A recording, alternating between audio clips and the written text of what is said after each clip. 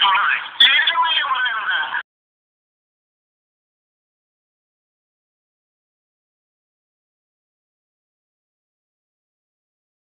എന്തുകൊണ്ട് നമ്മൾ തോറ്റു എന്നുള്ളത് ലളിതമായി പറഞ്ഞത്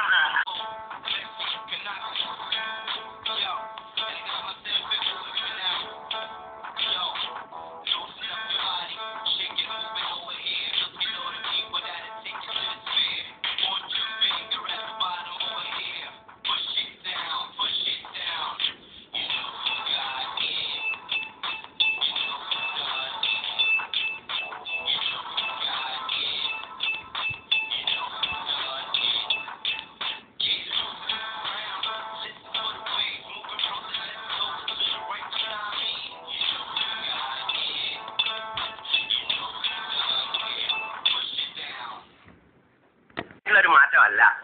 ഇപ്പൊ മനസ്സിലായോ എന്തുകൊണ്ട് നമ്മൾ തോറ്റു എന്നുള്ളത്?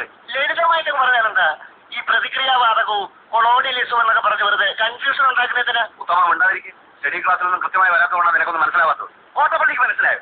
എങ്കിലും ഒന്ന് പറഞ്ഞു തന്നാട്ടെ, നമ്മൾ എന്തുകൊണ്ട് തോറ്റു?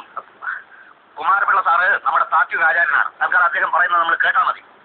എടോ ഉത്തമ, ഉൾപാർട്ടി ജനാധിപത്യം അനുവദിച്ചിട്ടുണ്ട്, ശരിയാ. നമ്മളെല്ലാവരും ഒരുമിച്ചിരുന്ന് ദിനേശ് വഴി വലിക്കുന്നതും അതുകൊണ്ടാണ്. എന്ന് വെച്ച് പാർട്ടിയിലെ ബുദ്ധിജീവികളെ ചോദ്യം ചെയ്യരുത്, മനസ്സിലായോ?